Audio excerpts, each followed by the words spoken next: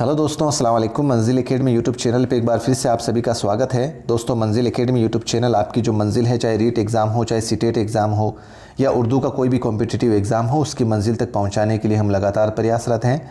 दोस्तों, अगर आप चैनल पर नए हैं या वीडियो को पहली बार देख रहे हैं तो बराए मेहरबानी चैनल को सब्सक्राइब करें। और हमारी जो उर्दू पेडागोजी को लेकर जो क्लासेस चल रही थी, अगर इससे पहले दोस्तों आज आपको बता दूं कि ये क्लास जो है वो तदरीसी तरीक़ाकार को लेकर है। आज की क्लास जो होगी यानी कि उर्दू शिक्षण विधियों को लेकर जो क्लास होगी दोस्तों, इससे पहले आपको बता दूं उर्दू तदरीस को लेकर हमारी एक क्लास हो चुकी है और पिछले वाली क्लास में हमने बराह रास्त तरीका पढ़ लिया था, स्ट्रक्चरल तरीका पढ़ लिया था, ट्रांसलेशन तरीका पढ़ लिया था, लेक्चर या बयानिया तरीका पढ़ लिया था, तहकीकी तरीका पढ़ लिया था और मंसूबी तरीक़ाए तदरीस हमने पढ़ लिया था। यानी कि ये 6 तरीके तो हमने दोस्तों पिछले वाली क्लास में पढ़ लिया है। अगर आप नए हैं तो बराए मेहरबानी इससे पहले वाला वीडियो देखें ताकि आपको कंटेंट जो है वो आसान भाषा में पूरा एक कंटेंट आपको समझ में आ जाए। निश्चित रूप से दोस्तों इन दोनों क्लासेस से आपको 5 से 6 सवाल उर्दू पेडागोजी के अंदर देखने को मिलेंगे। तो आज जो हमारी क्लास होगी दोस्तों, वो बाकी के जो तरीके बचे हैं, मसाइली तरीका हो या डाल्टन प्लान हो या मुताला ज़ेर निगरानी हो, तो हम आज इसका अध्ययन करते हैं।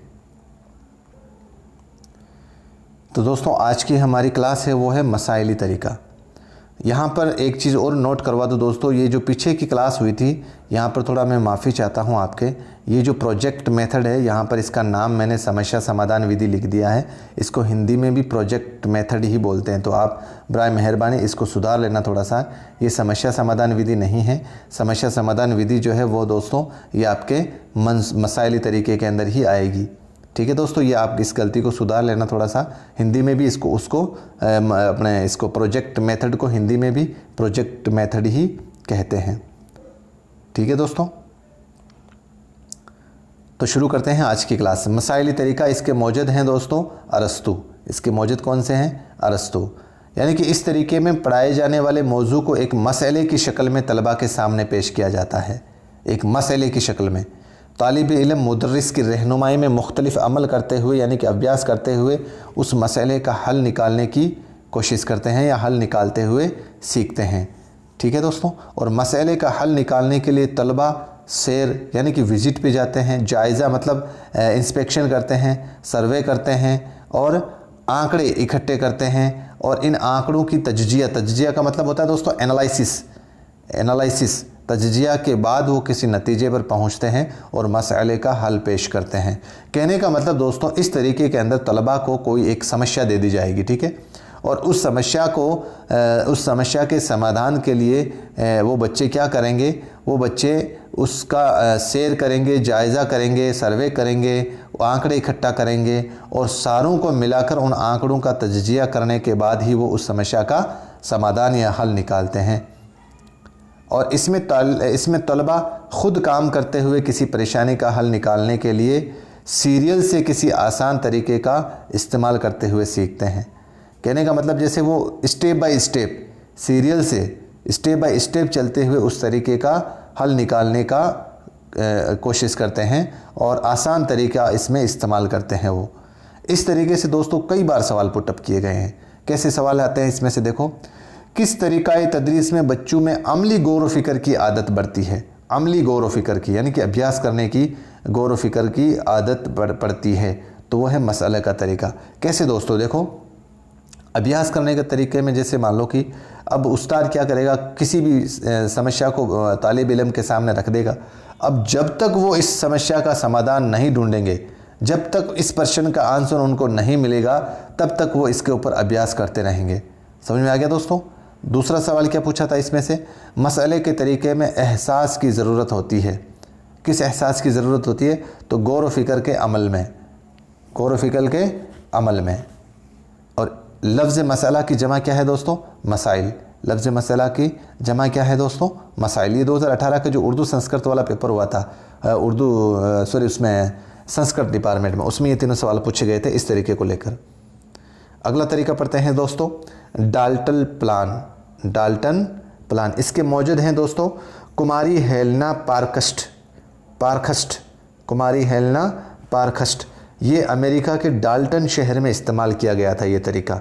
कब किया गया था दोस्तों? 1920। ये तीनों चीज़ आपको याद रखनी है दोस्तों, याद रखनी है दोस्तों, याद रखनी है। क्या क्या चीज़? डाल्टन प्लान का मौजूद कौन है? कुमारी हेलेना पारखस्ट। ये कहाँ की थी? अमेरिका की थी। किस शहर में इस तरीके का इस्तेमाल किया गया था? वो है अमेरिका का डाल्टन शहर है। कब किया गया था? 1920 में। क्या है इसकी थ्योरी? देखते हैं दोस्तों।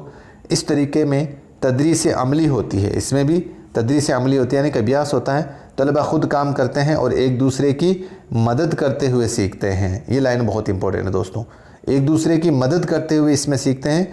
तमाम तलबा के मुख्तलिफ ग्रुप बनाए जाते हैं। पहली नशिस्त में हर ग्रुप अपने मौजू से मुताल्लिक तहकीक करता है और अपने तजुर्बात व तहकीक को पेश करते हुए साथ साथ मौजू पर बहस करते हैं।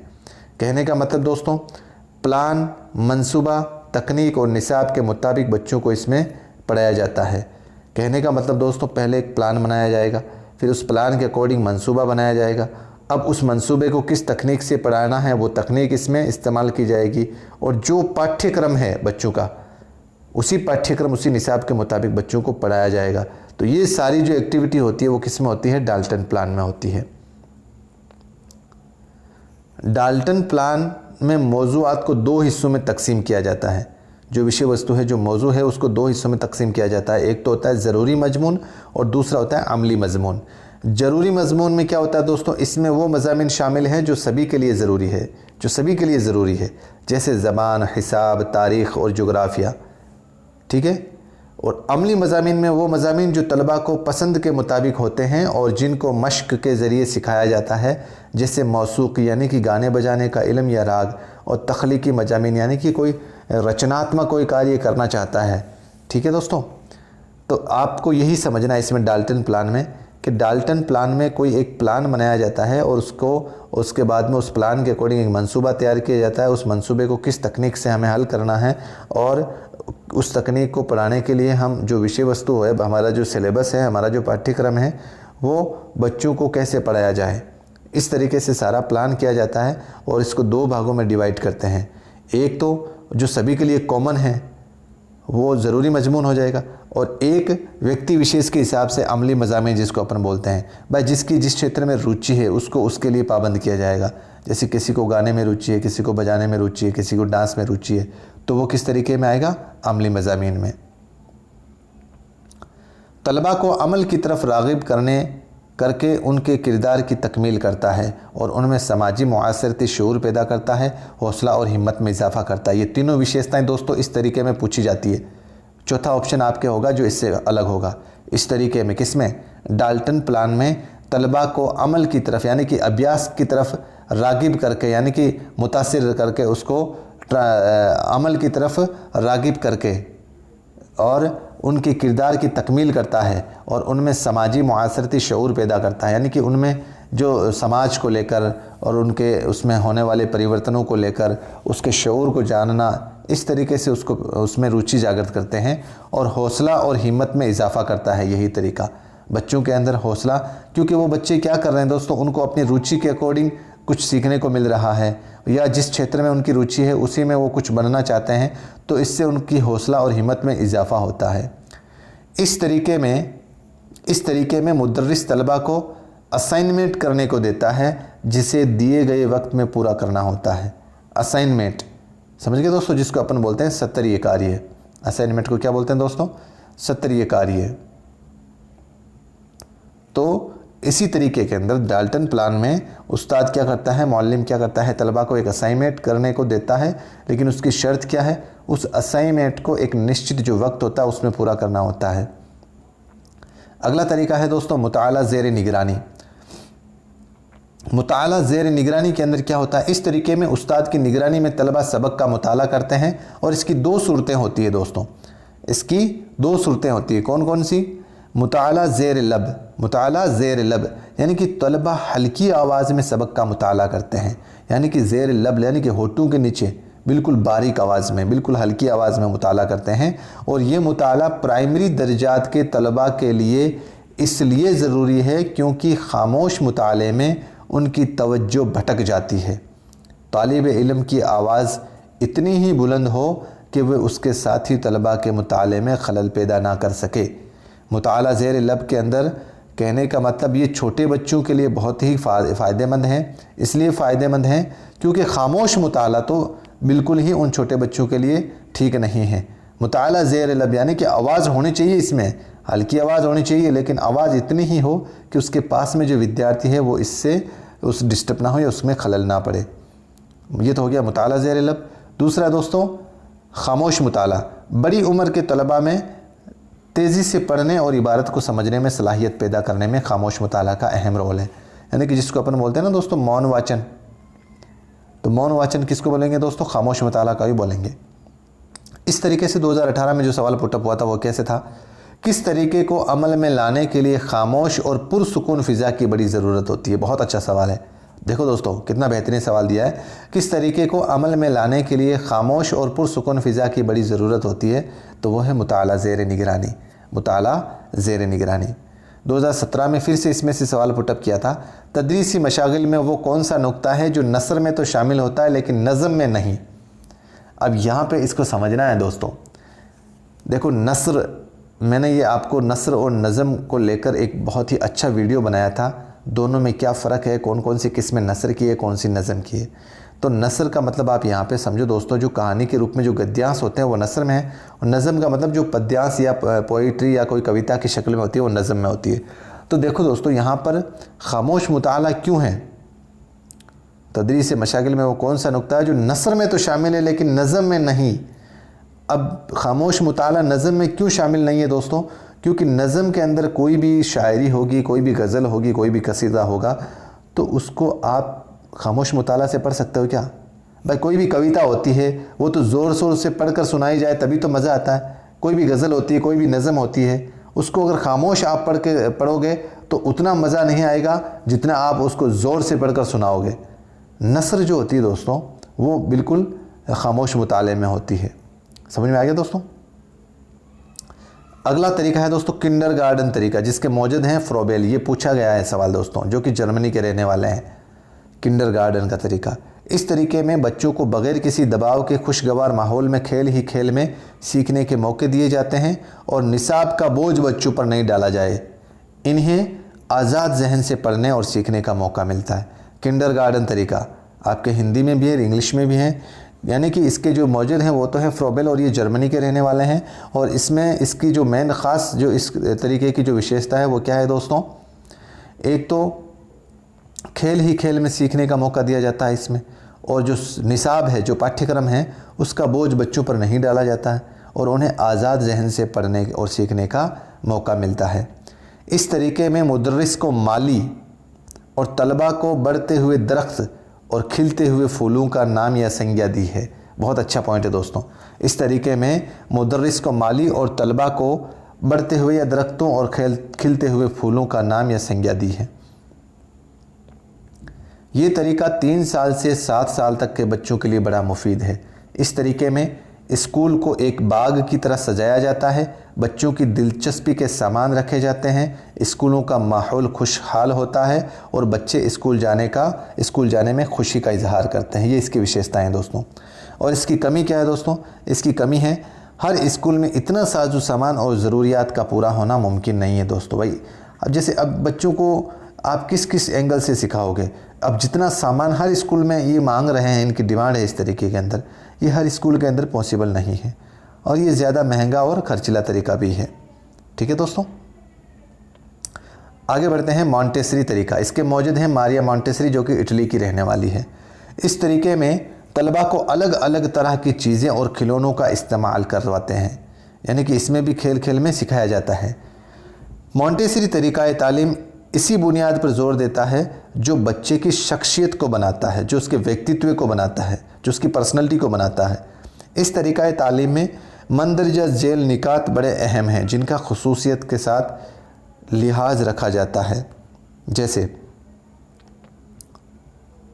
यहाँ पर दोस्तों ज़हनी है, ये ज़हनी और जिस्मानी नशोनुमा की आज़ादी, यानी कि बच्चे के जो मानसिक और शारीरिक विकास की जो आज़ादी है वो इस तरीके में मिलती है। इसके तहत बच्चों को आज़ादाना और खुला हुआ माहौल दिया जाता है ताकि वो आज़ादी के साथ बग़ैर दबाव के अपनी सलाहियतों को बढ़ा सके। पहला पॉइंट हो गया इसमें मॉन्टेसरी तरीके में, यानी कि बच्चों की जहनी और जिस्मानी जो नशोनुमा है उसकी आज़ादी का इसमें विशेष तौर पर, ख़ास तौर पर ध्यान रखा जाता है। दूसरी है बच्चे की शख्सियत की तामीर, बच्चे का जो व्यक्तित्व है उसकी तामीर, उसकी बुनियाद। इसके तहत बच्चे खुद ब खुद सीखने की आदत डालते हैं और खेल भी उसकी शख्सियत की तामीर का एक ज़रिया है। खेल भी उसकी शख्सियत की तामीर का एक ज़रिया है। समाज और घर का माहौल भी बच्चे की ज़िंदगी पर गहरा असर डालता है, बच्चे की सलाहियत में इजाफ़ा होता है। इस तरीके से समझ में आ गया दोस्तों। अब इसकी कमी देखते हैं। बहुत खर्चीला है, वक्त भी खूब लगता है और ख़ुद ब खुद शख्सियत बनाना बड़ा मुश्किल काम है। भाई छोटा बच्चा अगर उसको कोई मार्गदर्शन नहीं मिलेगा तो उसकी जो शख्सियत है वो थोड़ा सा मुश्किल हो जाएगा। अगला तरीका है दोस्तों तफवीज़ का तरीका, यानी कि करके सीखना। तफवीज़ को अंग्रेज़ी में असाइनमेंट कहा जाता है। इस तरीके में तालिब इल्म को मुख्तलिफ़ किस्म के असाइनमेंट दिए जाते हैं जिन्हें तलबा ख़ुद मुकम्मल करते हैं और तदरीसी मकासद के हुसूल की कोशिश करते हैं। तदरीसी मकासद के हुसूल को उनको हासिल करने की कोशिश करते हैं। 2017 में इससे सवाल किस तरीके से पुटअप किया गया था दोस्तों? इस तरीके में उस्ताद, यानी कि किस तरीके में उस्ताद अपनी ज़िम्मेदारी दूसरों को सौंप देता है, यानी मुदर्रिस का रोल सिर्फ़ एक रहनुमा का होता है। तो वो तरीका था दोस्तों तरीक़ाए तफवीज़। तरीक़ाए तफवीज़ 2010 में इस तरीके से सवाल पुटअप किया था। ये तरीका सानवी, आला सानवी और वस्तानी जमात में इस्तेमाल होता है, क्योंकि इब्तदाई जमात में इस्तेमाल नहीं होता। तो इसमें इस सवाल को इस तरीके से पूछा था, कौन सा तरीका ऐसा है जो इब्तदाई जमात के लिए तो इस्तेमाल होता है लेकिन बाकी जमात के लिए, बाकी कौन सी जमात के लिए इस्तेमाल नहीं होता? तो वो तरीक़ाए तफवीज़ था। तरीक़ाए ये देखो सानवी, आला सानवी का मतलब होता है दोस्तों 10वीं 12वीं और जो भी आगे 12वीं के बाद में ग्रेजुएशन स्नातक जो होती है वो वस्तानी जमातें होती है दोस्तों। तो क्योंकि इब्तदाई जमात में इस्तेमाल नहीं होता ये तरीका, ठीक है दोस्तों। 2013 में फिर से इसमें से सवाल पुटअप किया था। इस तरीके से, यानी कि किस तरीके से तलबा की तहरीरी सलाहियत में इजाफ़ा होता है। तहरीरी यानी कि लिखावट, लेखन कौशल में इजाफ़ा होता है। तो वो क्या होगा ऑप्शन? इसमें देखो तरीक़ाए तफवीज़ को लेकर उसकी जो ख़ास खुसूसियत थी उसमें से इसको सवाल को इस तरीके से पुटअप किया था। ये तीनों ऑप्शन आपके सामने हैं, जो गलत था उसको अलग करना था। इसमें तरीक़ाए तफवीज़ में तलबा की तहरीरी सलाहियत में इजाफ़ा होता है, तलबा के फ़हम व इदराक में इजाफ़ा होता है, यानी कि उसकी समझ में। इनफरादी तदरीस के लिए तरीक़ाए तफवीज़ बहुत मुनासिब और कारआमद है। देखो दोस्तों, इनफरादी तदरीस और इज्तिमाई तदरीस, आपको मैंने एक सवाल में ये पिछली बार ये पीछे वाले पेपर में दिया है मैंने। इनफरादी तदरीस का मतलब होता है दोस्तों व्यक्ति विशेष को लेकर कोई सिखाना, यानी कि एक विद्यार्थी को या एक तालिब इल्म को लेकर जो सिखा रहे हैं हम, तो वो इनफरादी तदरीस है। और सामूहिक, यानी कि पूरा ग्रुप में अगर हम किसी बच्चों को साथ में सिखा रहे हैं तो वो होता है इज्तिमाई तदरीस। इज्तिमाई तदरीस। तो इस तरीके में ये तीनों विशेषताएं आपको सही करनी थी और एक जो गलत था उसको अलग करना था। इनफरादी का मतलब एक तालिब इल्म की ज़ाती तदरीस और इज्तिमाई का मतलब क्लास और टीचिंग। यहाँ पर नोट लगा कर लिखना है दोस्तों आपको। इस तरीके में मुदर्रिस निसाब की किताब से कुछ काम बच्चों को सुपुर्द कर देता है। समझना ध्यान से हो, मैंने और आसान कर दिया इसको। इस तरीके में मुदर्रिस निसाब की किताब से कुछ काम बच्चों को सुपुर्द कर देता है और बच्चे दी हुई हिदायतों के मुताबिक, जो उस्ताद ने आदेश दिए हैं उसी के मुताबिक उसकी तकमील करते हुए, उसको पूरा करते हुए फिर पूरा करते हैं। और फिर कल जमात की क्लास की मौजूदगी में या अलग अलग हर बच्चे से उस काम पर बहस करता है। कौन करता है? उस्ताद। और जो बातें बच्चे अपनी ज़ाती कोशिशों से ठीक तौर पर नहीं समझ सकते उन्हें साफ़ कर देता है। यानी बच्चों को ऐसा काम देना करने के लिए जिसमें तलाश और कोशिश की ज़रूरत पड़े। कहने का मतलब दोस्तों इसके अंदर उस्ताद क्या करता है, किसी विषय वस्तु को उस पुस्तक में से, उस पाठ में से, उस सबक में से उन बच्चों को देता है घर पे काम करने के लिए। अब बच्चे उनको उस उस्ताद की हिदायतों के मुताबिक उसको पूरा करते हैं और फिर कल की क्लास में बच्चों के सामने उसको उस्ताद को दिखाते हैं और फिर उस पर बहस करते हैं कि भाई इसमें क्या किया था, कैसा हुआ था, कितना और चाहिए, इसमें ये सही हुआ या नहीं हुआ। यानी कि इस तरीके में उस्ताद का जो मकसद है, उस्ताद को ये करना चाहिए कि उसमें बच्चों के अंदर तलाश और कोशिश की ज़रूरत पड़े, ऐसा उसमें उसको काम देना चाहिए। तो दोस्तों, उर्दू तदरीस को लेकर हम जो विभिन्न तरीके या विधियां जो पढ़ रहे हैं वो हमने 12 विधियां पढ़ ली है। अब जो एक विधि बची है कवायद का तरीका, वो तरीका हम कल की क्लास में पढ़ेंगे, क्योंकि ये तरीका बहुत इंपॉर्टेंट है कवायद का तरीका उसमें से, और हर बार इसमें से 1-2 सवाल निश्चित रूप से पूछे जाएंगे। और वो तरीका बड़ा भी है, उसके अंदर भी 2 अलग अलग पार्ट हैं, तो आज ज़्यादा हो जाएगा दोस्तों। तो आज की जो क्लास थी दोस्तों हमारी, आपको कैसी लगी अपना कीमती मशवरा मुझे कमेंट बॉक्स में ज़रूर दें। और अगर मेरा ये प्रयास आपके लिए थोड़ा बहुत भी अगर कारगर साबित हो रहा है दोस्तों, तो बराए मेहरबानी इसको ज़्यादा से ज़्यादा लोगों तक पहुंचाने में मेरी मदद करें और चैनल को सब्सक्राइब करवाएं ज़्यादा से ज़्यादा। मेरी हिम्मत बढ़े आप लोगों की इसी मेहनत की वजह से। आप लोगों को जितना बढ़िया कंटेंट, जितना बढ़िया अगर आपको यूँ बोलूँ कि जो नोट्स हैं, जो एग्ज़ाम के पॉइंट ऑफ व्यू से आप कंपैरिजन कर लेना दोस्तों, आए हुए सवालों का जो मेरे कंटेंट द्वारा जो पढ़ाया गया उनको कंपैरिजन कर लेना, और फिर आप चैनल को सब्सक्राइब करना। पहले कंटेंट को कंपैरिजन कर लेना। तो दोस्तों, आपसे सिर्फ इतनी ही गुजारिश कर रहा हूँ, चैनल को ज़्यादा से ज़्यादा लोगों तक पहुँचाएँ, लाइक करें और मेरी हौसला अफजाई करें। मैंने आपको ये गलती सुधरा दी है दोस्तों, क्योंकि इसके अंदर जो मसाइली तरीके के अंदर जो आपको मैंने परसों की जो कल की जो क्लास कराई थी, उसके अंदर जो प्रोजेक्ट मेथड है उसमें मैंने ये समस्या समाधान लिख दिया था यहाँ पर गलती से। यहाँ पर प्रोजेक्ट मेथड ही नाम आएगा, प्रोजेक्ट विधि नाम आएगा। ठीक है दोस्तों, ये सही कर लेना आप। और अब दीजिए मुझे इजाज़त, मिलते हैं एक नए वीडियो के साथ। अस्सलाम वालेकुम, खुदा हाफिज़, जय हिंद, जय भारत।